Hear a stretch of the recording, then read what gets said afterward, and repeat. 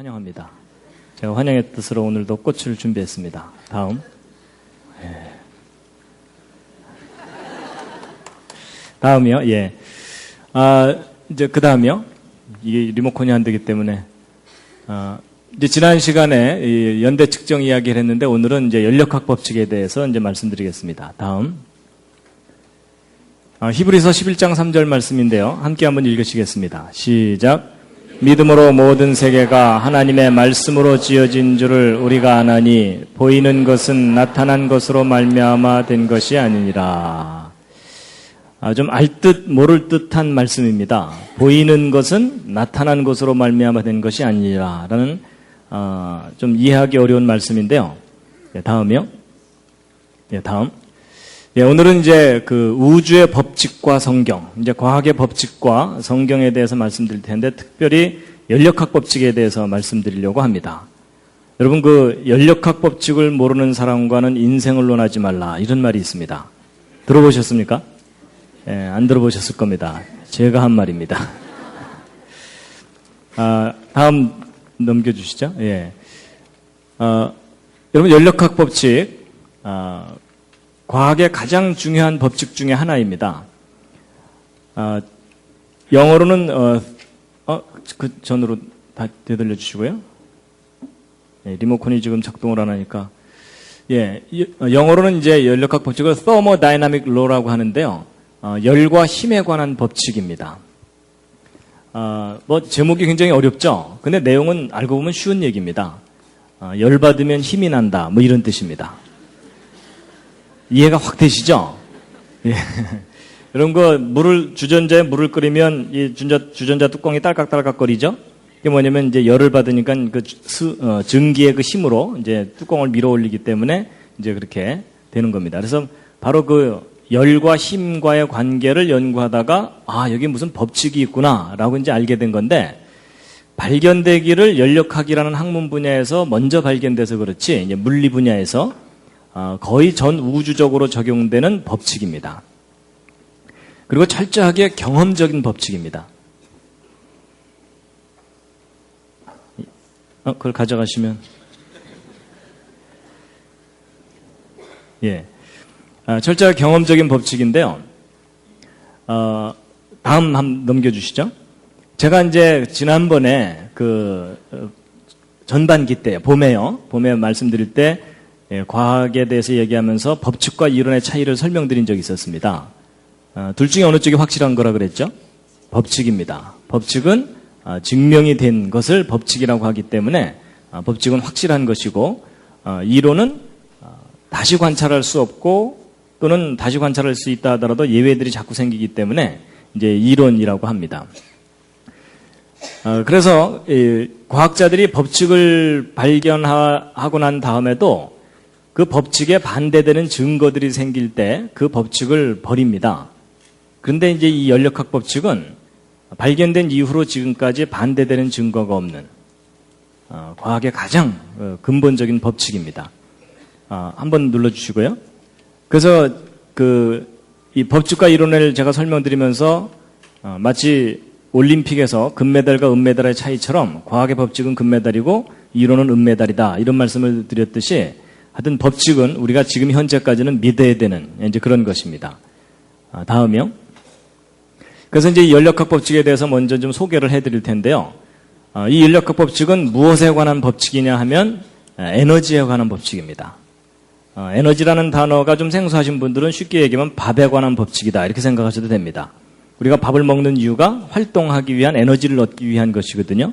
그래서 이제 에너지에 관한 법칙인데 이 연력학 법칙은 여러 개가 발견이 됐는데 1법칙, 2법칙, 3법칙 이렇게 발견됐는데 이렇게 발견하다 보니까 1법칙보다도 더 기본적인 법칙이 나중에 발견돼 갖고 할 수 없이 그것을 0법칙 이렇게 해놨습니다. 다음. 그래서 이제 0법칙부터 3법칙까지 이렇게 쭉 있는데 그중에 오늘 1법칙과 2법칙을 이제 주로 설명을 드릴 겁니다. 다음이요. 여러분 밥을 먹을 때 양이 중요합니까? 질이 중요합니까? 어느 쪽을 더 중요하게 생각하십니까? 둘 다 중요합니다. 그렇죠? 예. 아무리 좋은 음식도 뭐 이만큼 알약 하나 주고서 하루 버티라 그러면 신경질 나죠. 그렇죠? 그래서 이제 밥에도 양과 질이 있는 것처럼 이 에너지도 양과 질이라는 두 가지 측면이 있습니다. 그래서 첫 번째 법칙은 양에 관한 법칙입니다. 근데 그 양이 어떻게 된다는 거냐? 보존된다는 법칙입니다. 양이 보존된다. 그럼 이제 두 번째 법칙은 질에 관한 법칙이거든요. 근데 이제 그건 좀 이따 말씀드리기로 하고, 이제 이 에너지의 양이 보존된다는 법칙인데, 눌러주시죠. 여러분 그 예전에 물리 배우실 때 그 위치 에너지라는 거 배운 기억이 나십니까? 예, 물이 높은 곳에 있으면 위치 에너지가 있는데 그 물을 흘려 내려보내면 물레방아가 돌게 되죠. 돌면서 운동 에너지로 변합니다. 다음이요. 그리고 이제 저 운동 에너지, 물레방아 도는 걸 이용해서 이제 발전기를 돌리면 전기가 얻어지거든요. 다음 눌러주시죠. 예, 전기 에너지를 얻어지고 저 전기를 이용해서 전기를 켜게 되면 빛과 열이라는 것을 이제 얻을 수가 있습니다. 그래서 높이 있던 물이 빛이나 열로 변하는 거예요. 그래서 이제 이 에너지가 형태가 자꾸 이렇게 변하는데 이제 과학자들이 매 순간순간 저 에너지를 다 합쳐봤더니 항상 똑같더라는 겁니다. 다음 장면요. 그래서 이 시간이 지남에 따라 더 눌러주시죠. 처음에는 위치 에너지만 있다가 그 위치 에너지가 운동 에너지로 변하고 또 그 다음이요. 눌러주시죠. 예. 그 운동 에너지 일부가 전기 에너지로 변하고 또 그 다음에 이제 그것이 빛 에너지 이렇게 다양하게 변하는데 매 순간순간 전체 합은 똑같다는 겁니다. 그래서 형태만 변할 뿐이지 전체 양은 똑같고 변하지 않는다. 이것이 이제 연력학 제1법칙. 에너지의 총량은 보존된다. 이런 법칙입니다. 뭐 이해하기는 쉬우실지 모르지만 저게 사실인지를 알아내려면 굉장히 어렵습니다. 정확하게 측정을 해야 되니까. 근데 이제 할 일 없는 과학자들이 다 측정을 합니다. 그래서 해봤더니 똑같더라는 겁니다. 그래서 이제 이게 에너지 보존의 법칙의 첫 번째 법칙인데, 이런 거 보존의 법칙, 이러니까 예전에 배운 것 중에 뭐 떠오르는 거 있지 않으십니까? 질량 보존의 법칙. 기억나시죠? 예, 다음이요. 여러분, 질량 보존의 법칙. 여러분, 질량 보존의 법칙은 뭐죠, 내용이? 어떤 반응이 일어나기 전하고 일어난 후하고 질량이 똑같다죠? 그렇죠? 그래서 이제 질량 보존의 법칙인데, 근데 여러분 혹시 질량 보존의 법칙이 깨졌다는 거 아십니까? 옆에 있는 분한테 한번 물어보시죠. 깨졌대요?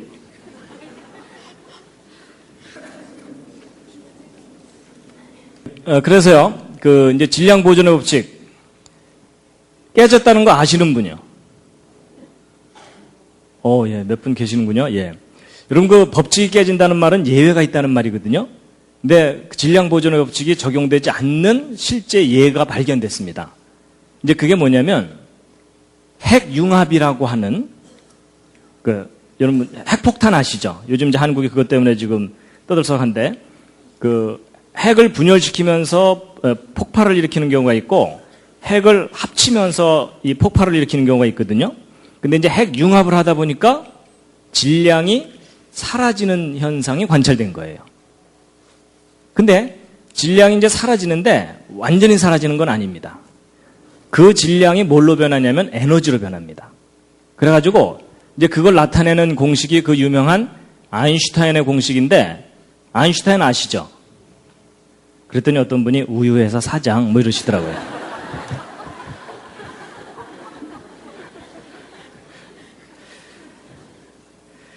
이게 그 유명한 그 아인슈타인의 공식인데요. 여러분 이 아인슈타인의 공식이 뭐냐면, 에너지는 질량에다가, 이게 C가 비타민 C가 아니라 그 빛의 속도입니다. 그래서 질량에다가 빛의 속도의 제곱을 곱한 것과 같다. 뭐 이런 뜻이거든요. 근데 이제 저게, 예, 알겠습니다.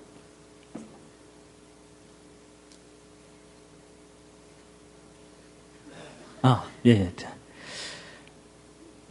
근데 이제 요게 이제 무슨 뜻이냐면, 질량이 사라지면 거기에다가 빛의 속도의 제곱을 곱한 만큼의 에너지가 생기는 건데, 여러분 이 빛의 속도는 1초에 지구를 7바퀴 반 돌 정도 큰 값입니다.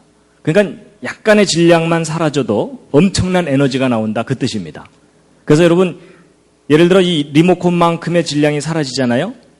그러면 이 일대에 대폭발이 일어날 정도의 엄청난 에너지가 나옵니다.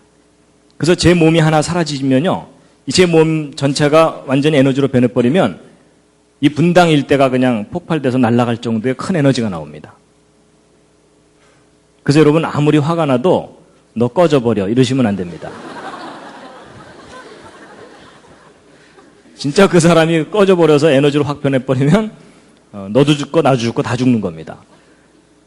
그래가지고 바로 이런 그 약간의 질량만 없어져도 엄청난 에너지가 나오는 걸 이용해서 핵 융합을 이용해서 이제 그 수소폭탄이라는 걸 만드는데, 이론은 되지만 실제적으로 그걸 컨트롤하는 게 어렵기 때문에 그 수소폭탄은 아직 실용화가 제대로 되고 있지 않은 그런 상황입니다. 근데 이제 보세요.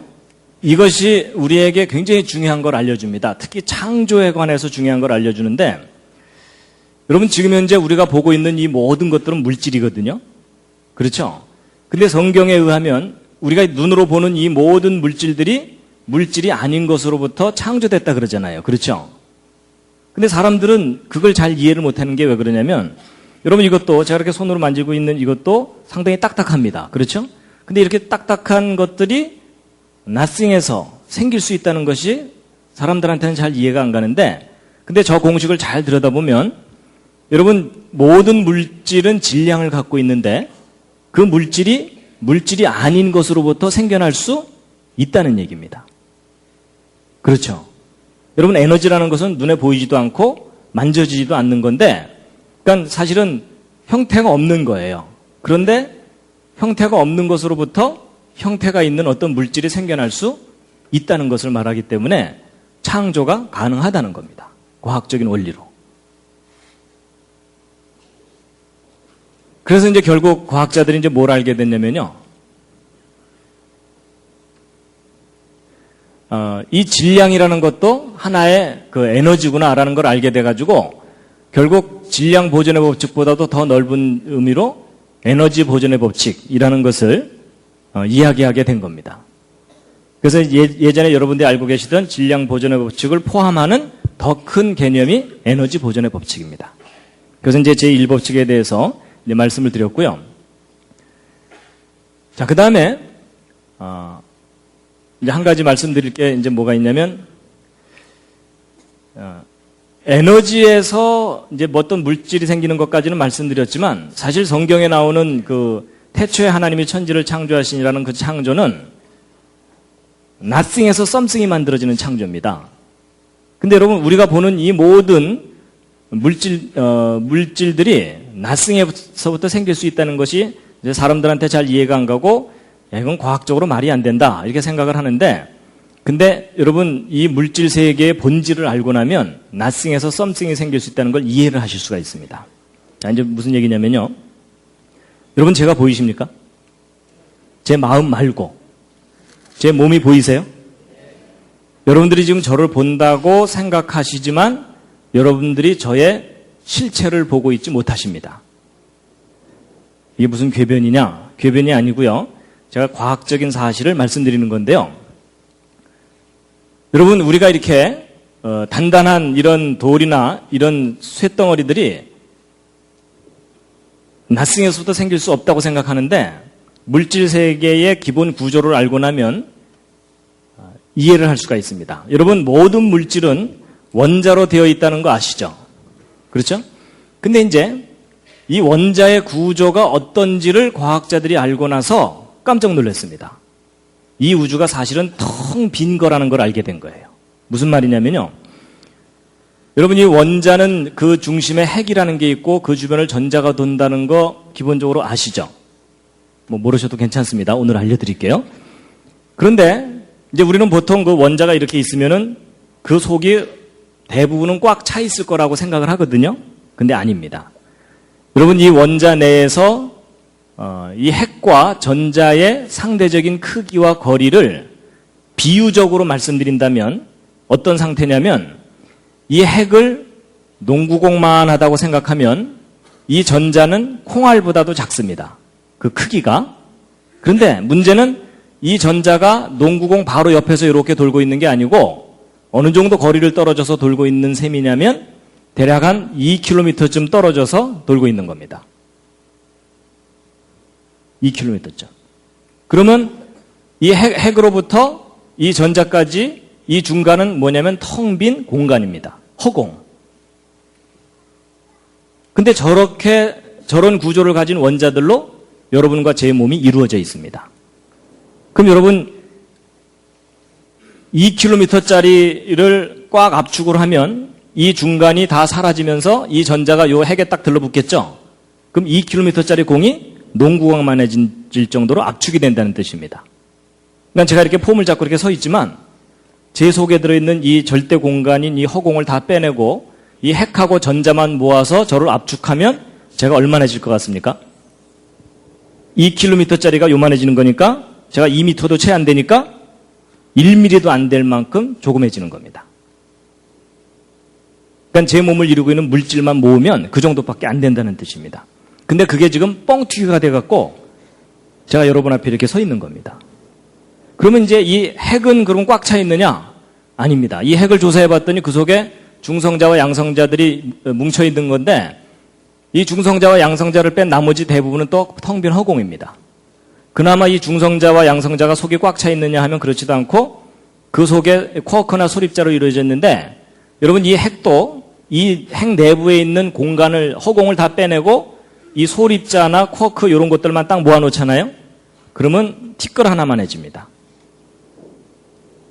그래가지고 이 핵 자체도 거의 부피가 제로기 때문에 예를 들어 이 지구 있죠. 저 지구를 이루고 있는 원자 속에 있는 허공을 다 빼내고 이 지구를 이루고 있는 전자하고 소립자만 딱 뭉치면 얼마나 지냐면 이 지구는 티끌보다도 작아집니다. 안 믿어지시겠지만 그게 사실입니다. 그래서 이 지구가 압축을 시키면 거의 제로가 돼버리고요. 그것뿐만 아니라 우리가 살고 있는 이 우주 있죠. 이 우주에 있는 별들을 다 모아가지고 압축을 하잖아요. 탁구공보다도 작아집니다.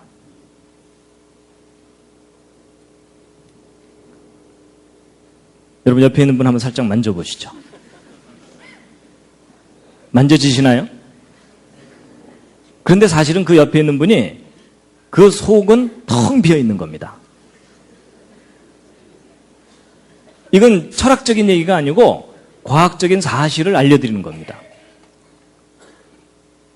그래서 여러분 이 물리학자들이 이 내용을 알기 때문에 빅뱅 이론이라는 걸 얘기하는 이유가 바로 그겁니다. 이 우주를 압축하면은 탁구공보다도 작아지는데 그런 탁구공보다도 작은 알이 이 우주가 맨 처음 시작될 때 있었는데 그게 뻥 터져가지고 이 우주가 생겨났다는 이론이 빅뱅 이론입니다. 그러니까 그 문제의 본질은 뭐냐면 이 우주는 원래 나싱이라는 얘기입니다. 그나마 이 전자나 소립자도 그 내부 구조가 꽉 차 있는지 비어 있는지 모릅니다, 아직. 그래서 여러분, 이건 과학적인 사실이기 때문에 이제 드디어 옆에 앉은 분에게 또 하나의 진실을 얘기해 줄 시간이 왔습니다. 한마디 하셔야 되는데 그 말을 하면 옆에 있는 분이 굉장히 기분 나빠하실 겁니다. 그게 뭐냐면 일단 우리말로 하면 너무 심하니까 영어로 하겠습니다. 옆에 있는 분에게 이런 얘기를 하시면 됩니다. You are nothing.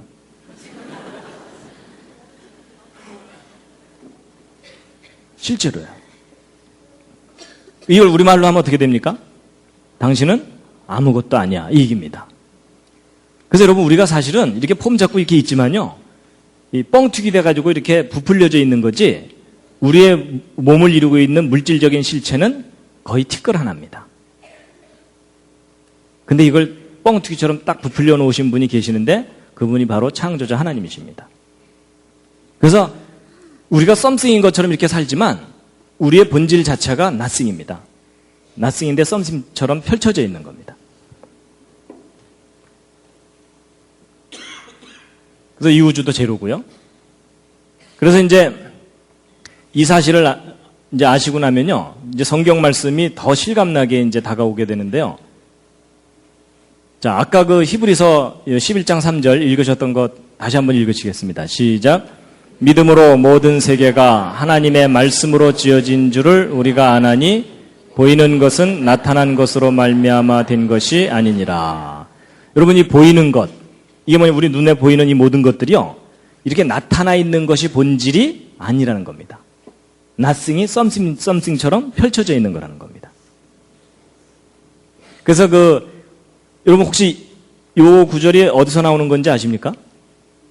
불교 조금 아시는 분들은 아실 텐데 이게 반야심경에 나오는 구절이거든요. 색즉 시공, 공즉 시색인데 보이는 것은 곧 텅 빈 것이고 텅 빈 것이 곧 보이는 거다, 이런 뜻이거든요. 근데 바로 이제 이 성경 말씀하고 같은 맥락의 이야기입니다. 그렇다고 여러분 불경 믿으라는 얘기가 아닙니다. 불경 속에도 뭔가 이 우주의 본질에 대해서 이해를 하고 써놓은 구절이 있기는 있다, 그 얘기를 하는 거고요. 어쨌든 이 우주가 원래 텅 빈 겁니다. 그래서 이제 성경 말씀을 같이 보실 텐데요. 욥기서 10장 9절 함께 한번 읽으시겠습니다. 시작. 기억하옵소서. 주께서 내 몸 지으시기를 흙을 뭉치듯 하셨거늘 다시 나를 티끌로 돌려보내려 하시나이까. 우리가 원래 nothing이라는 뜻입니다. 그리고 같은 맥락의 말씀인데 시편 90편 3절이요. 함께 읽으시겠습니다. 시작. 주께서 사람을 티끌로 돌아가게 하시고 말씀하시기를 너희 인생들은 돌아가라 하셨사오니. 자, 야고보서 4장 14절도 함께 읽겠습니다. 시작. 내일 일을 너희가 알지 못하는도다. 너희 생명이 무엇이뇨? 너희는 잠깐 보이다가 없어지는 안개니라. 여러분, 이곳에 화려한 옷을 입고 왔다 갔다 하던 그 옛날 사람들이 지금은 사라졌습니다. 물론 시간 간격이 있기 때문에 이제 다 죽었으니까 사라지기도 했지만 원래 이때 여기서 살고 있던 사람들이 실체가 nothing입니다.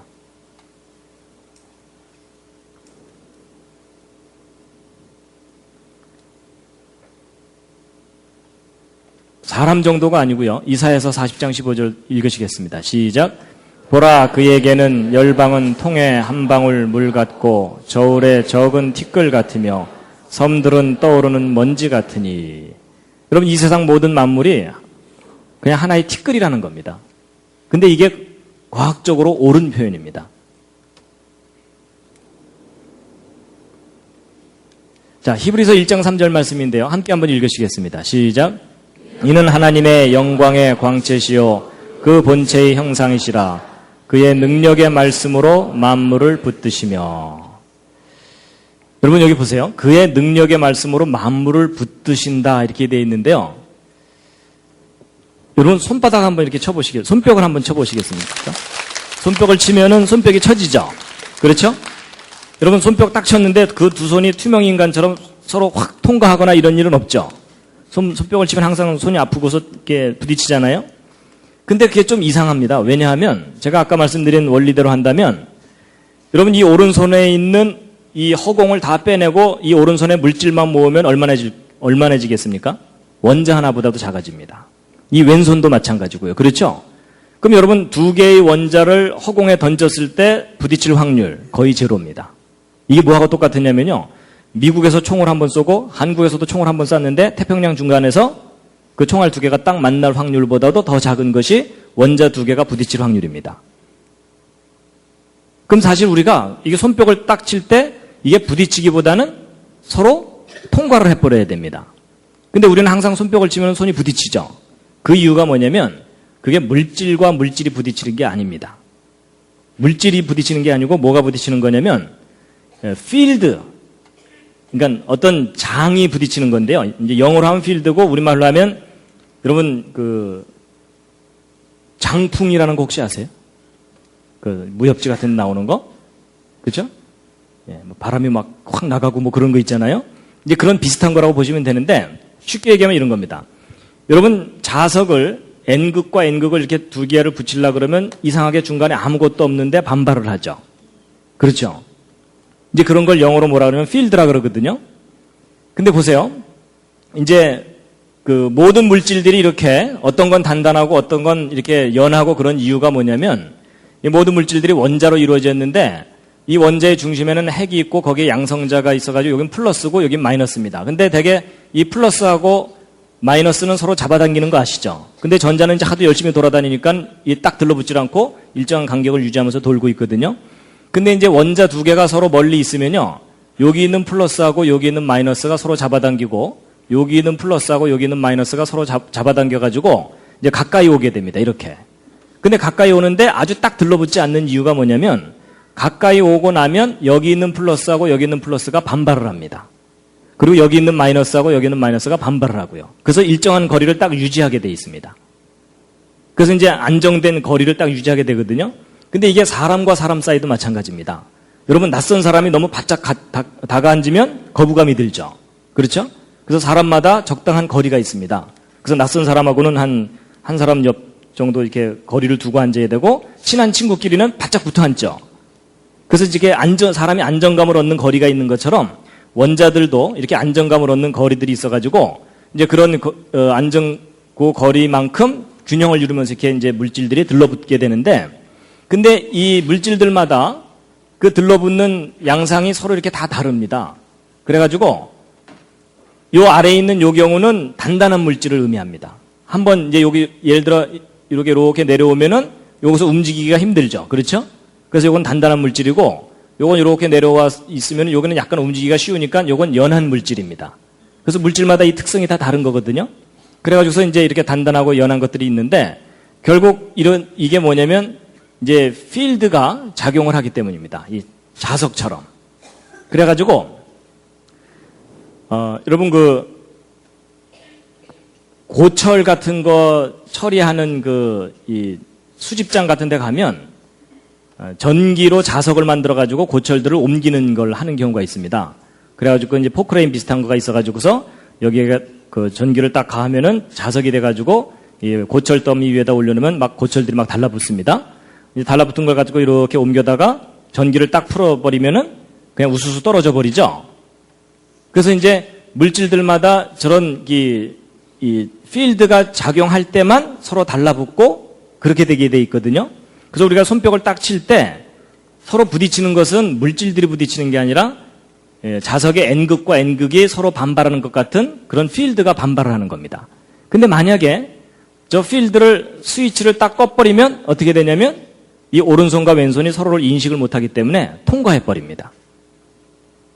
그래서 이제 이게 무슨 말이냐면 하나님께서 모든 물질들이 이런 플러스와 마이너스가 서로 작용을 해가지고 들러붙을 존재할 수 있도록 원리를 두신 거거든요. 근데 이제 하나님께서 어느 날 없던 일로 하자 하고서 저 필드의 스위치를 딱 꺼버리면 어떻게 되겠습니까? 이 우주가 그냥 사라져버립니다. 그러니까 하나님께서 이 우주를 창조하셨다는 말이 뭐냐면 저런 원리와 법칙을 어느 날 딱 두셨기 때문에 모든 물질들이 존재하는 겁니다. 근데 어느 날 하나님께서 스위치를 딱 꺼버리면 이 모든 물질이 그냥 안개처럼 사라져버립니다. 그래서 하나님께서 창조하셨다는 말은 모든 물질이 존재할 수 있는 이런 원리와 법칙을 두셨다는 그런 의미입니다. 그래서 이제 히브리서 1장 3절에 그의 능력의 말씀으로 만물을 붙드신다라는 말이 하나님께서 모든 물질이 존재할 수 있도록 원리와 법칙을 정해두셨기 때문에 존재한다는 뜻입니다. 근데 그 원리와 법칙을 어느 날 딱 꺼버리면 이 우주가 사라져버리는 겁니다. 그래서 이사야서 40장을 보면은 함께 읽으시겠습니다. 시작. 그 앞에는 모든 열방이 아무것도 아니라 그는 그들을 없는 것 같이 빈 것 같이 여기시느니라. 그런즉 너희가 하나님을 누구와 같다 하겠으며 무슨 형상에 비기겠느냐. 여러분 하나님께서는 모든 것들을 없는 것처럼 빈 것처럼 여기신다고 되어 있는데 여기시는 게 아니라 사실은 모든 게 텅 빈 겁니다. 이 우주에 있는 모든 물질들이. 로마서 4장에 있는 말씀인데 함께 읽으시겠습니다. 시작. 그의 믿은 바 하나님은 죽은 자를 살리시며 없는 것을 있는 것 같이 부르시는 이시니라. 여러분 없는 것을 있는 것처럼 부르면 존재한다는 거거든요. 제가 예전에 예수님의 기적 중에 오병이어의 기적, 떡 5개와 물고기 2마리로 10,000명 이상이나 되는 사람들을 배불리 먹였다 그랬죠. 근데 보통 사람들은 떡 5개 물고기 2마리 해봤자 요만큼이고 그 다음에 10,000명 이상 먹을 음식은 아마 이 가득 놔야 될 정도로 많잖아요. 근데 요만한 음식이 어떻게 이 방 가득 만큼으로 변할 수 있느냐? 그걸 사람들이 잘 이해를 못 하거든요. 근데 여러분, 아까 제가 말씀드린 그 원리를 이해하시면 이게 이해가 됩니다. 여러분, 이 방 가득 있는 음식을 압축해봤자 얼마나 하다고요? 거의 제로예요. 그렇죠? 그리고 떡 5개, 물고기 2마리를 압축해봤자 그것도 역시 제로죠? 그러니까 창조하신 하나님은 아무것도 없는 것으로부터 뭔가 썸씽을 만들어내실 수 있다는 얘기입니다. 그래서 오병이의 기적은 이 물질 세계가 원래 텅 빈 거다라는 걸 이해하면 과학적으로도 이해가 될 수 있는 부분입니다.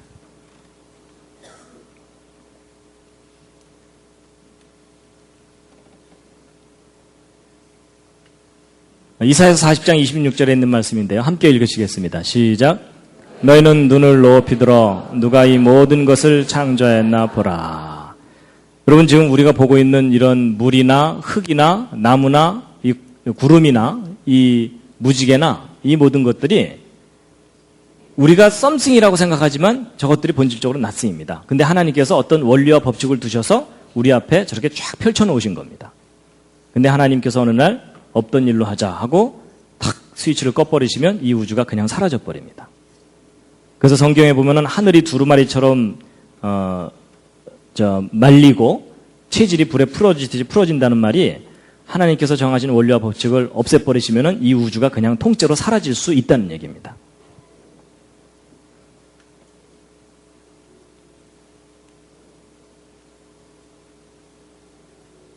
제가 이 기능이 예. 요 두 번째 것을 열어주시겠습니까? 두 번째 연력학 법칙 2를요. 잠시 기지개를 한번 쫙 켜주겠습니다.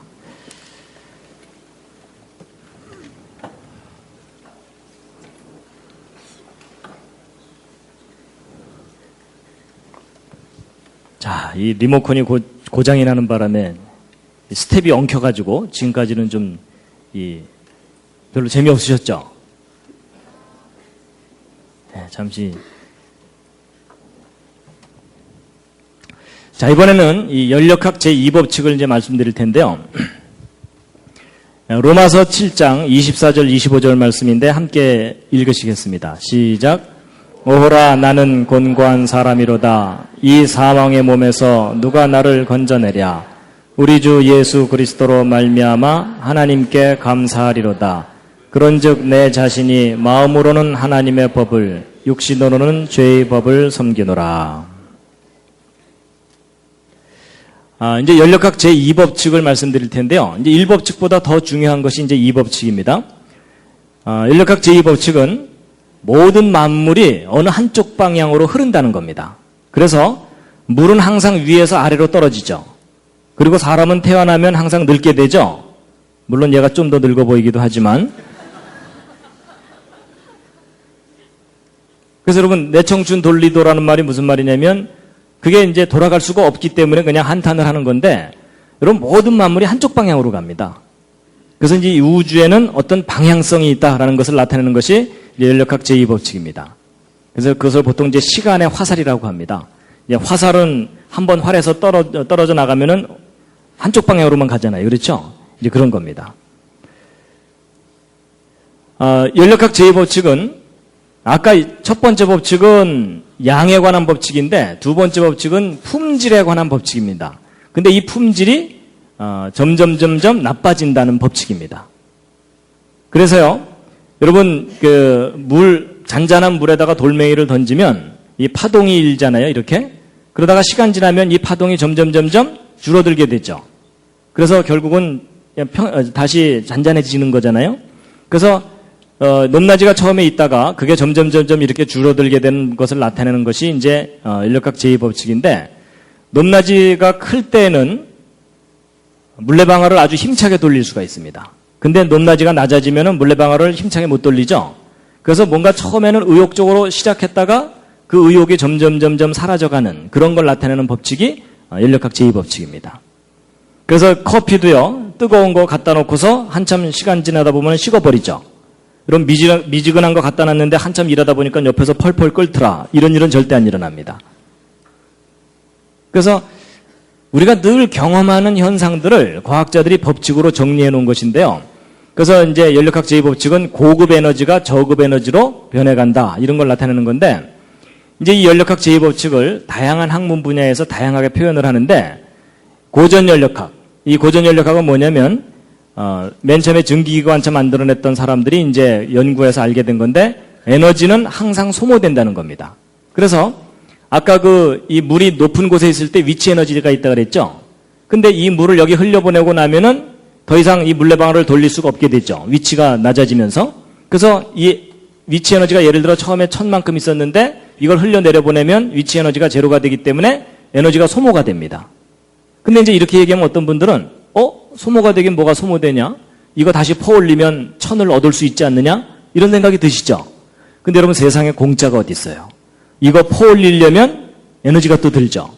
근데 과학자들이 이거 퍼올릴 때 얼마나 에너지가 드는가를 측정을 해보았더니 항상 1000보다 큰 에너지가 들어요. 그러니까 1000을 얻자고 1000보다 더 큰 걸 소모해야 되죠. 그럼 결국 전체적으로 손해예요, 이익이에요? 전체적으로 손해입니다. 근데 항상 이런 일이 일어난다는 게 법칙입니다. 그러니까 우리가 에너지를 사용하면 사용할수록 점점 소모된다. 이게 법칙입니다. 그럼 여러분 에너지가 다 소모되고 나면 모든 것들이 정지해버리죠? 그럼 이 우주가 죽게 된다는 뜻입니다. 그래서 이걸 연장해서 생각하면 결국은 이 우주는 언젠가는 죽는다라는 걸 나타내는 법칙이 연력학 제2법칙입니다. 그래서 여러분 사람도 마찬가지입니다. 여러분 사람이 열심히 먹고 난 다음에 가끔 힘주죠. 그렇죠? 근데 여러분 사람이 물레방아하고 똑같아요. 우리가 먹는 이 음식은 고급 에너지입니다. 근데 이 뒤로 내보내는 것은 저급 에너지죠? 그렇죠? 그래갖고 바로 요것과 요것의 차이를 이용해가지고 사람들이 이렇게 활동하면서 사는 겁니다. 물레방아하고 원리가 똑같죠? 그렇죠? 그 다음에 이제, 여러분 이 자전거 중에 옛날 어른들은 아실 텐데 발전기 달린 자전거 아시죠? 그래서 밤에 이제 어두워지면은 이 발전기를 바퀴 쪽에다 딱 붙여놓으면은 뱅뱅뱅 돌아가면서 전기를 이렇게 내게 됩니다. 근데 이 맹구가 이걸 가만히 보더니 기가 막힌 아이디어를 생각해냈어요. 뭐냐면 이 전기를 이용해서 불을 킬 게 아니고 이 전기를 이용해서 이 뒤에다가 모터를 돌리면 모터가 돌아가면 뒷바퀴 돌아갈 거고 뒷바퀴 돌아가면 앞바퀴 돌아갈 거고 앞바퀴 돌아가면 전기가 생길 거고 이 전기로 다시 뒷바퀴 돌리면 한 번 싹 페달만 한번 밟아주면 저절로 부산까지 가겠죠? 근데 이런 일이 실제로 일어날까요? 안 일어날까요? 안 일어납니다. 왜냐하면 여기서 열심히 페달 밟아도 전기를 100% 생산해내지 못하고 이 전기가 모터를 100% 돌리질 못해요. 그러니까 한 번 돌아오고 나면 에너지가 줄줄줄 다 새버려요. 그러니까 그 다음에 또 우리가 또 페달을 밟아야 되거든요. 그래서 에너지가 자꾸 소모가 되기 때문에 우리가 계속 힘들게 에너지를 투입하면서 살아야 되는 그런 원리가 작용하는 게 이제 연력학 제2법칙입니다. 그래서요, 이 연력학 제2법칙을 나타내는 것이 이제 뭐냐면 항상 이 새 것이 낡은 것으로 변해가는 것을 나타내는 겁니다. 이게 연력학 제2법칙인데요. 여러분, 집을 만들어 놓고 나면 이 집이 점점 낡아져 가지고서 무너지지 이런 벽돌들이 저절로 이렇게 막 질서 있게 세워지지 않잖아요. 그래서 이런 벽돌들이 이렇게 질서 있게 세워지려면 지혜와 능력으로 에너지를 투입해야만 이렇게 질서가 생깁니다. 그래서 화산이 폭발해가지고 저절로 집이 안 생기는 이유는 질서가 무질서로는 가지만 무질서가 질서로는 자동적으로 안 갑니다. 그래서 이제 우리가 이런 법칙 하에 살고 있기 때문에 항상 질서가 무질서로 이제 가는 것을 겪고 있기 때문에 우리가 끊임없이 청소해야 되고 이런 겁니다. 여러분 한 달 동안 머리를 안 감았는데 늘 감은 듯한 머리더라. 이런 일은 절대 안 일어납니다. 여러분 맛있게 먹고 나면은 꼭 설거지 해야 되죠. 그렇죠? 그래서 우리가 활동하면 활동할수록 무질서가 주변에 늘어나게 돼 있거든요. 여러분 처음 들어올 때는 정돈이 잘 돼 있다가 여러분 가고 나면 막 쓰레기도 남고 뭐 이러잖아요. 그게 질서가 무질서로 자연스럽게 간다는 법칙입니다. 그래서 특히 이 어린 아이들은 이 무질서를 만드는 데 선수입니다. 근데 사람이 성숙하게 되면 자기가 에너지를 투입해서라도 질서를 세웁니다. 그래서 교회도 마찬가지입니다. 다른 사람을 배려하는 그런 마음이 없는 성숙하지 않은 사람들이 교회에 많이 모이면 교회가 많이 어지러워집니다. 근데 남을 배려할 줄 아는 성숙한 사람이 있으면 교회에 질서가 생기거든요. 그래서 사람은요, 가만히 내버려두면 타락하게 돼 있습니다. 맞죠? 그게 연력학 제2법칙입니다. 그리고 여러분, 강의 듣고서 나가면서 곧바로 잊어먹으시죠? 그것도 연력학 제2법칙에 해당됩니다. 그렇죠? 예, 그런 겁니다. 그리고 보통 이제 이 예배 딱 참석했을 때는 오늘은 끝까지 들어보자 이러지만 조금 시간이 지나면 혼수 상태로 접어들죠? 뭐 작심삼일 이런 모든 내용들이 바로 연력학 법칙에 해당됩니다. 그래서 맨 처음 완전했던 상태에서 점점 불완전한 상태로 자연스럽게 내려간다는 것이 연력학 제2법칙입니다. 그래서요, 이 연력학 제2법칙에 관련해서 이제 그 한 가지 설명드릴 게 뭐냐면요. 여러분 금 좋아하시죠? 금. 근데 이제 이 금을 보시면, 보통 금은방에 가서 순금을 사면 보증서를 써주는데 거기에 몇 %라고 보통 돼 있던가요? 99.9 내지는 99.95 보통 그렇게 써줍니다. 그래서 요즘 금 한 돈이 얼마죠? 한 뭐 5만 원에서 10만 원 그 사이죠? 그렇죠? 예. 근데 이제 보통 일반 금은방에서 파는 금은 뭐 한 돈에 5만 원, 10만 원 이렇게 될 텐데 이런 반도체에 사용하는 금은 순도가 훨씬 높은 금을 써야 됩니다. 왜냐하면 이 반도체 연결하기 위해서 아주 가나다란 금실을 써야 되거든요. 지금은 이제 다른 물질로 대체를 하지만 옛날에는 금을 썼어요. 왜냐하면 금은 녹이 안 슬거든요. 그래갖고 아주 가느다랗게 이제 해서 이제 전기를 흘려보내야 되는데, 근데 이 금 속에 들어있는 이런 불순물들이 열을 내게 됩니다. 그래갖고 열을 내면서 금실 전선이 끊어지면 안 되니까 가능한 한 이 불순물들을 빼내야 됩니다.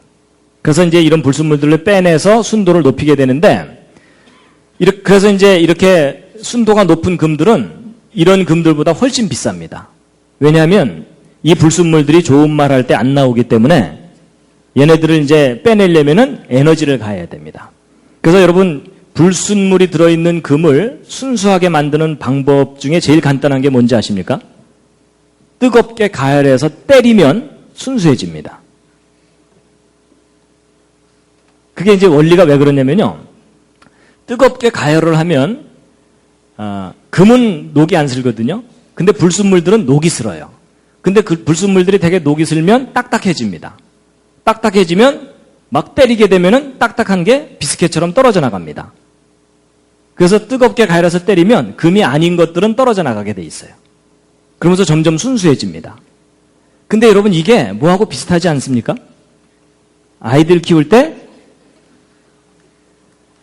아이들이 집안에만 있다가 바깥에 내보내면은 자꾸 친구들한테 뭐 나쁜 말 배워줘, 뭐 하여튼 나쁜 짓 많이 배우잖아요. 그렇죠? 그럴 땐 어떻게 해야 됩니까? 때려야 됩니다. 때리면 어떻게 되나요? 순수해집니다. 이해가 되시죠? 근데 여러분 그 원리가 물질 세계에서도 똑같아요. 그래서 하나님이 창조하신 물질 세계의 원리와 우리 마음의 세계의 원리가 비슷합니다. 그래서 여러분 성경을 보면은 아이를 매질을 참아 못하는 자는 자식을 사랑하지 않는 거다라는 말이 나오거든요. 그 말이 진리입니다. 구타라는 얘기가 아닙니다. 뭔가 아이에게 잘못된 생각이 들어갈 때는요, 때려서라도 그것을 쫓아내줘야 된다는 겁니다. 그런데 이제 보세요. 여러분, 순도가 낮은 금을 순도가 높은 금으로 만들려면 가열해야 되죠. 때려야 되죠. 그게 다 에너지고 그게 다 돈이잖아요. 그렇죠? 그러니까 순도를 높이려면은 항상 비싸집니다. 이 금이. 근데 이제 보통 이 구자가 뒤에 더 많이 붙을수록 더 순수해지는 거거든요. 근데 보통 이 구자를 한두 개 붙일 때마다 값은 몇십 %씩 뛰어요. 금값이. 그럼 여러분 생각해 보세요. 100%짜리 금을 만들려면 이 구자가 무한대로 생겨야 되죠. 그렇죠? 그렇다면 결국 주먹만한 금덩어리 하나를 100% 순수하게 만들 수 있을까요? 없을까요? 이게 불가능합니다. 우주에 있는 에너지를 다 쏟아부어도 금덩어리 하나를 100% 순수하게 만들지 못한다는 게 과학의 원리거든요. 쉽게 얘기하면 이 우주는 스스로 순수해질 수 없다는 의미입니다. 그래가지고 여러분 이 금에 불순물이 들어갈수록 질서가 무너지게 돼 있거든요. 그래가지고 우리는요 보통 이제 무슨 생각을 하냐면 이제 불순물이 들어간다는 얘기는 순수하지 못하다는 뜻이기 때문에 쉽게 얘기하면 이걸 타락 곡선이라고 생각하시면 불순물이 조금만 들어가도 금방 타락합니다. 그래서 이제 상당히 사람들이 점점 타락하게 되게 돼 있는데 보통 사람들이 조금 타락한 상태에서 정신 차리면 좀 착하게 살 수가 있습니다. 그런데 순수해지려고 노력하면 노력할수록 완전하게 100% 순수해진다는 게 불가능하다는 것을 깨닫게 됩니다. 그래서 보통 이제 교회 생활하다 보면 이런 일이 있어요. 엉망으로 살던 사람들이 마음 잡고 이제 좀 착하게 살잖아요? 그럼 교만해집니다. 나 정도는 돼야지 모르면서 이제 자기가 좀 순수해지고 난 다음에 별로 순수하지 않은 사람들을 비난을 하게 되는데 근데 그 사람이 정말 순수해지려고 노력하다 보면은 절망을 하게 됩니다. 이게 안 되는구나. 그래서 여러분 그 사도 바울이 아까 그 고백했던 거 있잖아요. 오호라 나는 곤고한 사람이로다. 이 사망의 몸에서 누가 나를 건져내려 했던 그 고백은요. 사도 바울이 엉망으로 살 때 한 고백이 아니고 거의 성자처럼 살 때 한 고백입니다. 그러니까 자기가 순수해지려고 노력하다 보니까 100% 순수해질 수 없다는 걸 깨닫게 되는 거예요. 그래서 인간이나 이 피조 세계가 스스로 순수해질 수 없기 때문에 완전해질 수 있는 방법은 뭐냐면 완전하신 하나님이 우리를 완전하게 해주시는 방법밖에 없다는 겁니다. 그래서 제가 이 물질 세계 속에서 이런 원리, 제가 이제 재료공학을 공부했기 때문에 저런 연력학 법칙 저런 거 배우거든요. 근데 이거 배우면서 제가 이 과학의 법칙하고 이 성경의 원리학과 똑같구나. 제가 그걸 깨닫게 됐습니다. 자, 그래서 이제 이 연력학 제2법칙의 아주 중요한 요점 중에 하나가 바로 이제 이 그림인데요. 잘 보세요. 지금 말씀드린 자연 법칙, 바로 연력학 법칙은 시간이 지날수록 질서가 무너진다는 법칙이죠. 근데 여러분 학교에서 가르치는 진화론은 뭐냐면 점점점 시간이 지나갈수록 무질서에서 질서가 생겨난다는 이론이죠. 여러분 제가 서두에서 뭘 말씀드렸냐면 법칙과 이론 중에 어느 쪽이 더 중요하다고요? 법칙이 우선이라 그랬죠? 그래서 여러분 그런 얘기를 하는 겁니다. 연력학 제2법칙 하나만 제대로 알아도 이 진화론이 근본적으로 잘못된 이론이라는 걸 알 수 있다라고 말하는 거가 바로 이겁니다. 근데 여러분 성경을 보면 맨 처음에 하나님께서 완전하게 만드셨던 때가 있고 그 이후로 타락했다고 돼 있죠? 그게 과학법칙하고 통합니다. 그래서 여러분 과학의 법칙은 절대로 성경에 반대되지 않습니다. 오히려 과학의 법칙들이야말로 성경이 옳다는 것을 아주 강력하게 뒷받침해 줍니다.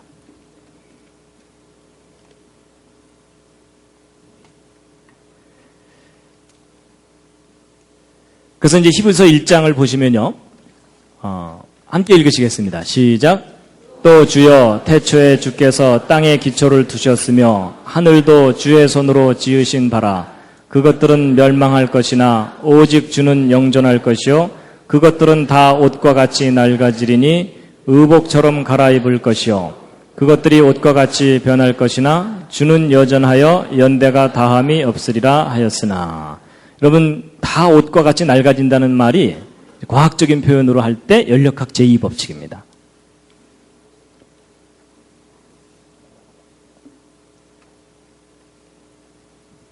자, 그 다음에 이제 마지막으로 이제 한 가지 더 말씀드릴 텐데요. 이제 세 번째 것을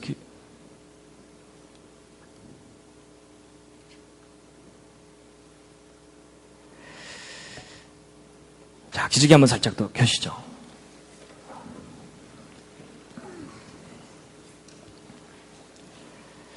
자, 이제 마지막으로 이제 정말 중요한 부분이 이제 남았습니다. 뭐냐면, 연력학 제2법칙을 다양한 학문 분야에서 다양하게 발견해서 표현을 하는데, 이제 그 중에 정말 중요한 부분이 바로 이 정보 연력학 분야입니다. 이 정보를 다루는 사람들이, 인포메이션을 다루는 사람들이 어떤 법칙을 발견했어요. 그게 뭐냐면, 정보는 전달될수록 변질된다는 겁니다. 자, 이게 무슨 말이냐면, 여러분 생각하는 사람을 조각한 조각가가 누굽니까? 로댕이요. 그렇죠? 예, 로댕. 그래가지고 이 모범생이 로댕이라고 딱 썼어요. 근데 그 옆에 있는 친구가 그걸 쓱 보더니 뭐라고 썼다고요? 오댕 이런 거예요. 근데 이제 그 뒤에 있는 놈이 쓱 보더니 뭐라고 썼다고요? 덴뿌라. 그 옆에서 뭐라고 썼다고요? 어묵. 그 뒤가 맛살. 그 뒤가 게맛살. 뭐 이렇게 된 겁니다. 그래서 결국 생각하는 사람을 조각한 조각가 누구예요? 게맛살입니다. 여러분 이게 우스개 이야기지만 그게 뭘 나타내 주는 거냐면 이 연력학 제2법칙의 정보 연력학을 얘기해 주는 겁니다. 정보는 전달되면서 변질된다는 거예요. 그럼 시험 치르고 나오면 누가 바보가 될까요? 로댕이라고 쓴 아이가 바보가 돼요. 왜냐하면 다른 애들은 다 먹을 건데 걔만 아니잖아요. 그러니까 다른 애들이 뭐라고 핍박해요? 우리가 틀렸겠냐? 네가 틀렸지? 뭐 이러면서. 그래서 진짜 정보가 오히려 핍박을 받게 돼 있어요. 그게 연력학 제2법칙이에요. 그래서 그 여러분 귓속말 이어가기 아시죠? 그 뭐 어른들 많이 해보셨을 거예요 옛날에. 그거 한번 하고 나면 배꼽을 잡고 웃죠. 그래서 처음 시작한 말이 끝까지 전달되는 일이 거의 없어요. 그래서 전달하는 사람이 많으면 많을수록 변하게 돼 있고, 그렇죠? 그리고 문장이 길면 길수록 변하게 돼 있고, 중간에 띨띨한 사람이 많을수록 확실하게 변해요. 그렇죠? 그래갖고 우리가 뭐 배꼽 잡고 웃으면서 즐기는데, 근데 그런 일이 나타나는 현상이 왜냐하면 바로 저 법칙 때문에 그렇습니다. 정보는 전달되면서 변질되게 돼 있어요. 그래서 여러분 교회에서 목사님이 어느 남녀 청년에게 뭐 책 좀 사달라고 보냈는데 둘이 나란히 이 서점에 들어가는 걸 길 건너편에서 누가 봤어요. 근데 그냥 나란히 들어가더라만 하면 되는데 그 소문이 어떻게 번져요? 손을 잡았대더라 안 잡았대더라 이러면서 이제 말이 막 변하더니 어떻게 돼요? 예? 결혼한대더라 안 한대더라 이러다가 어떻게 돼요? 그놈이 나쁜 놈이 됐더라 이러면서 끝납니다. 근데 여러분 그게 말은 전달되면서 변질되는 게 어떤 원리예요.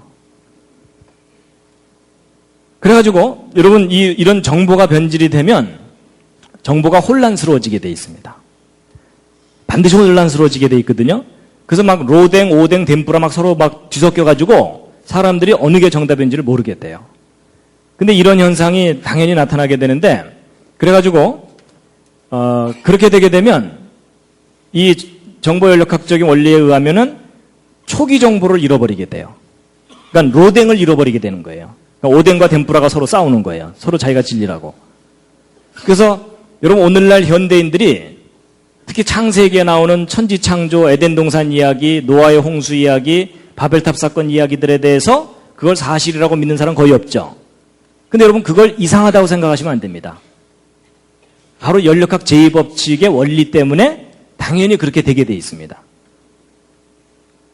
그래서 오히려 그러니까 창세기를 역사적인 사실로 믿는 사람들이 말세에는 거의 없어지게 돼 있는 이유가 뭐냐면 바로 연력학 제2법칙의 원리 때문에 그렇게 되는 겁니다.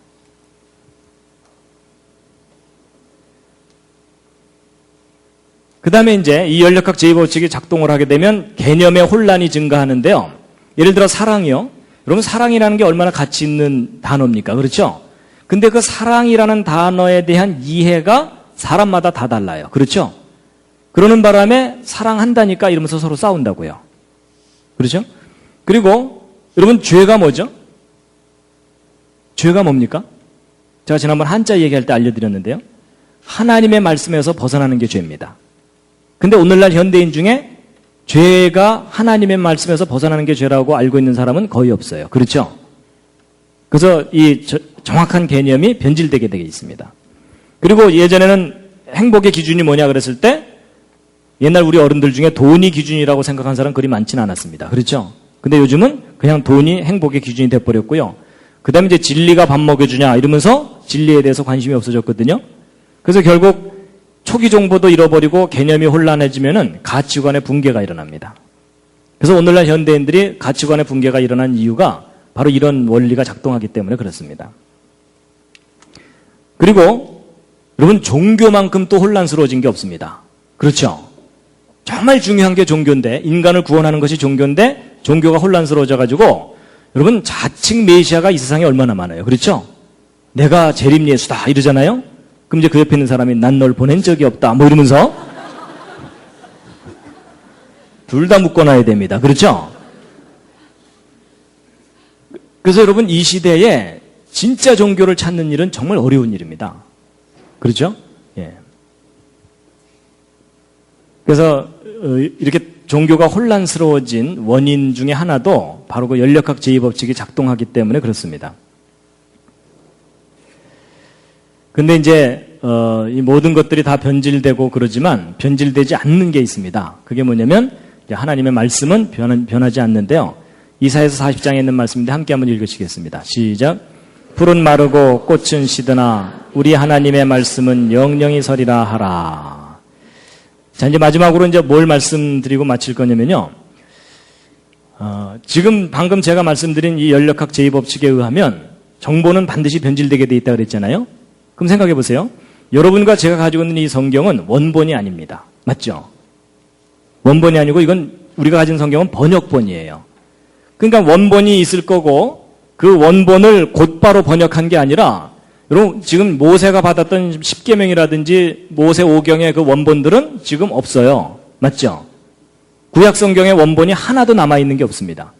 그래서 그 원본을 필사를 했어요. 옮겨 적었어요. 근데 여러분들도 옮겨 적어 보시면 알지만 옮겨 적을 때마다 글자 틀리죠. 그렇죠? 더군다나 이 책이 뭐 한두 장짜리 책이 아니라 이렇게 두꺼운 책을 옮겨 적는다면 반드시 틀리는 글자들이 생길 수밖에 없겠죠. 아까 그 연력학 제2법칙에 의해서. 맞죠?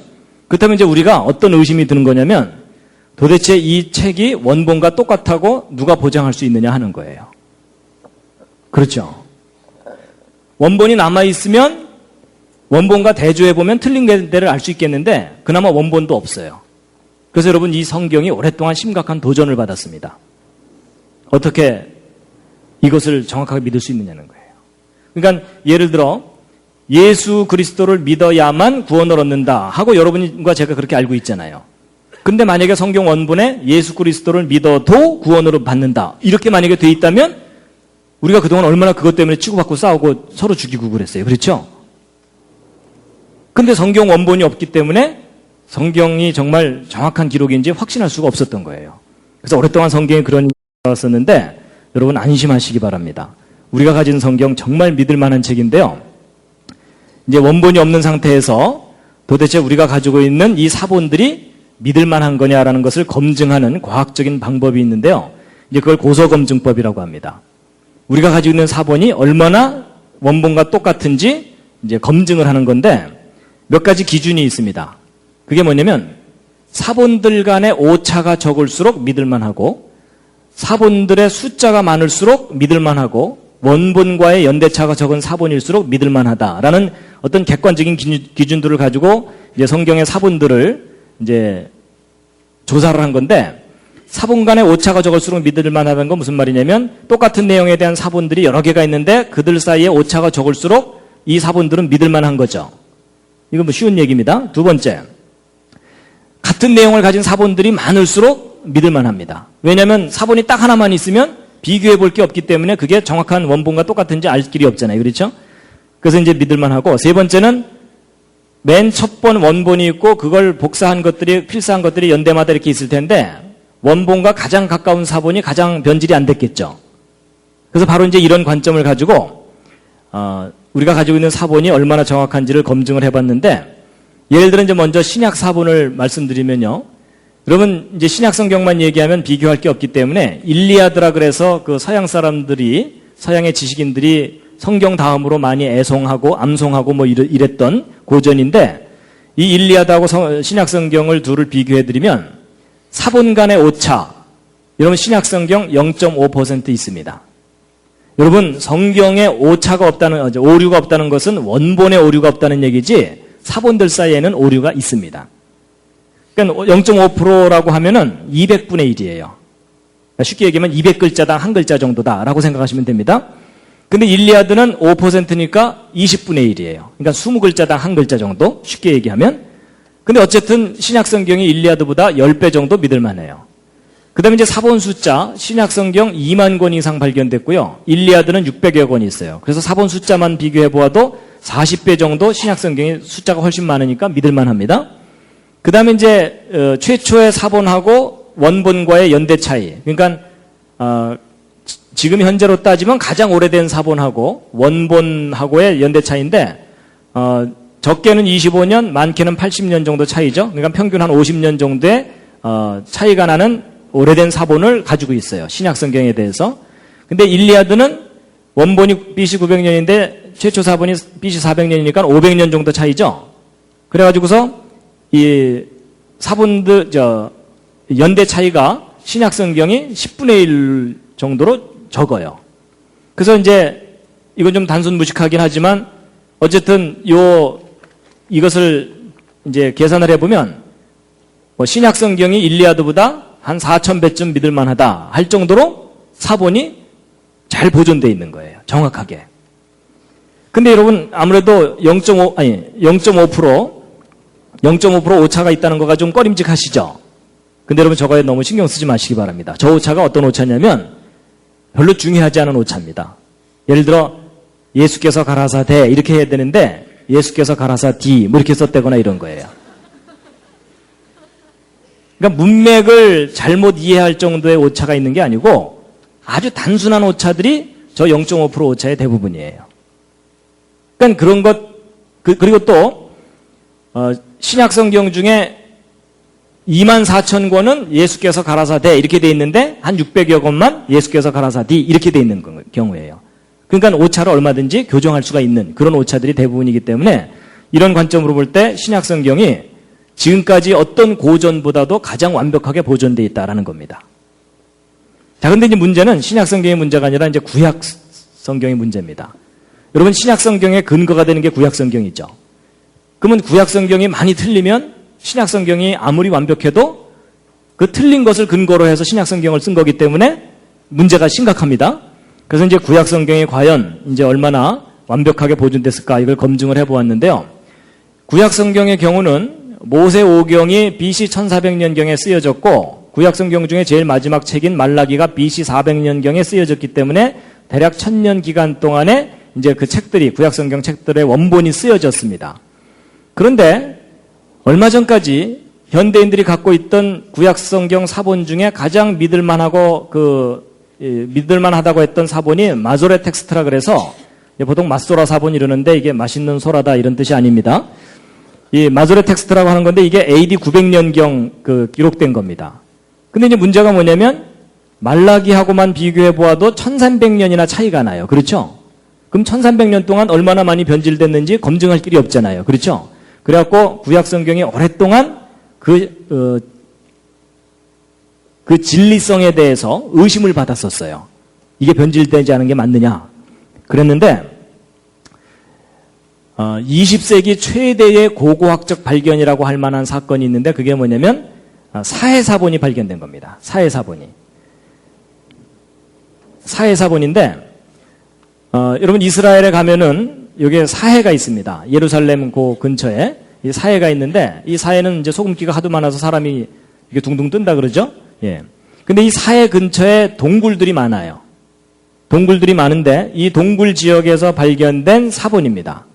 그래가지고 이제 맨 이 사해 사본이 처음 발견된 때가 언제냐면 1947년도인데 바로 요 동굴입니다. 이 사해 사본을 발견하게 된 그 배경이 이렇습니다.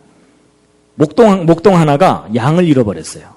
그래갖고 양을 찾으러 돌아다니는데 그 근처에 동굴들이 많거든요. 일일이 들어가 볼 수가 없으니까 돌멩이 들고 동굴 안다가 돌멩이를 던져 넣은 거예요. 그러면 이제 아무것도 없으면 그냥 돌 떨어지는 소리만 날 거고, 그 다음에 양이 있으면 매 하고 나올 거고, 매 하고 소리를 낼 거고, 그 다음에 사자가 있으면 어흥 하면 재빨리 도망가면 되잖아요. 그래갖고 이제 돌멩이를 들고 이 동굴, 저 동굴 돌멩이를 던져놓고 이제 돌아다니고 있었는데, 바로 요 동굴에다가 돌멩이를 집어넣었더니, 그릇 깨지는 소리가 나는 거예요. 그래갖고 이상하다 싶어서 들어가서 봤더니 항아리가 있어요. 이 항아리를 열어봤더니 그 속에 뭐가 있어요. 그래갖고 그걸 이제 가지고 나왔어요. 근데 이 목동이 까막눈이라 이게 얼마나 중요한 건지 모르고 그냥 헐값에 어디다 팔았어요.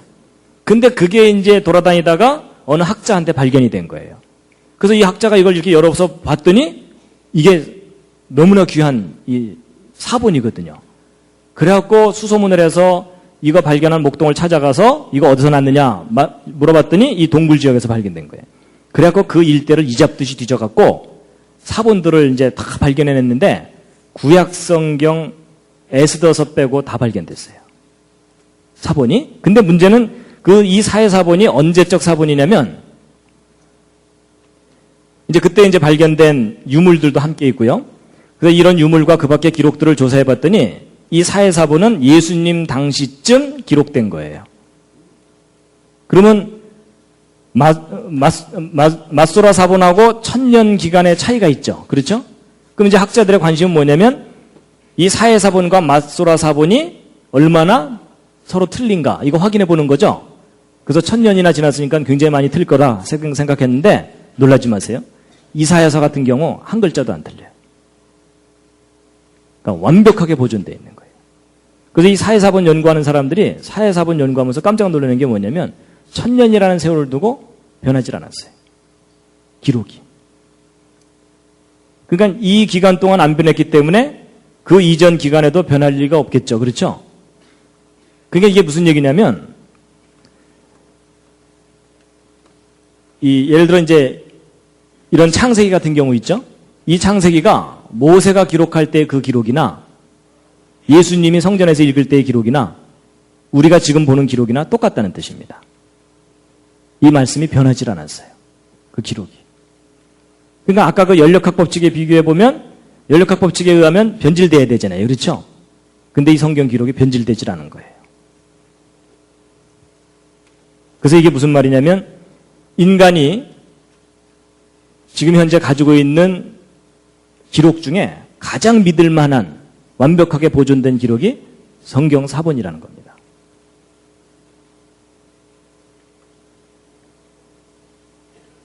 그래서 이사야 40장 말씀 다시 한번 읽겠습니다. 시작. 풀은 마르고 꽃은 시드나 우리 하나님의 말씀은 영영이 서리라 하라.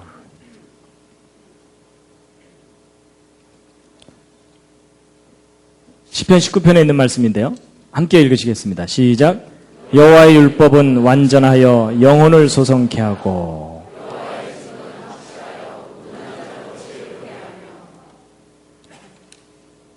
하나님의 율법이 이 완전하다는 것은 이제 내용이 완전하다는 것인데 보존도 완전하게 됐습니다. 그래서 이 사해사본의 발견은 금세기 최대의 고고학적 발견이라고 할 만한 아주 중요한 발견이었습니다. 성경이 믿을 만한 기록이다. 변질되지 않았다라는 것을 우리에게 확증해주는 그런 발견이었습니다.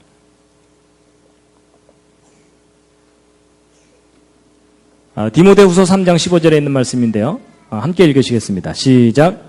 또 내가 어려서부터 성경을 알았나니 성경은 능히 너로 하여금 그리스도 예수 안에 있는 믿음으로 말미암아 구원에 이르는 지혜가 있게 하느니라. 뒤이어 읽겠습니다. 시작. 모든 성경은 하나님의 감동으로 된 것으로 교훈과 책망과 바르게 함과 의로 교육하기에 유익하니 이는 하나님의 사람으로 온전케 하며 모든 선한 일을 행하기에 온전케 하려 함이니라. 따라서 이제 오늘 연력학 법칙을 말씀드렸는데요. 기억나십니까? 기억 안 나셔도 괜찮습니다. 연력학 법칙 때문에 기억이 안 나시는 거거든요. 여러분 첫 번째 법칙이 보존의 법칙이라고 그랬죠? 이 우주는 하나님이 처음 창조하신 모습 그대로 보존되고 있습니다. 그 외형적인 것은.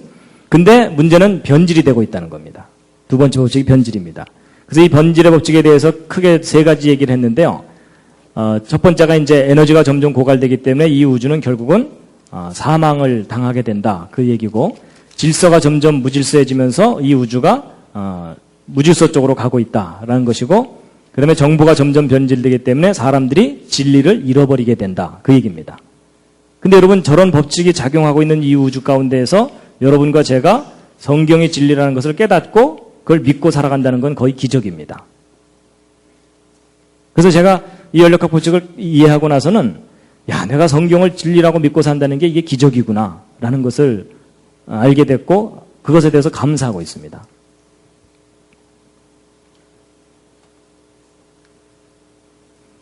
연력학 법칙을 모르는 사람과 인생을 논하지 말라. 동의하십니까? 예, 여러분 이거 이해를 하시면 창조의 원리가 이해가 되고요. 이 우주가 어느 방향으로 가고 있는지도 이해가 되거든요. 그렇습니다. 그렇다고 집에 또 어른한테 가서 연력학 법칙 아세요? 뭐 이러지는 마세요. 우리 앞 세대들은 몰라도 되지만 이제 우리 이후 세대들은 이 법칙을 알아야 됩니다. 근데 이 법칙을 알게 되면 성경의 진리라는 것이 아주 선명하게 드러나게 됩니다. 마지막 꽃다발입니다.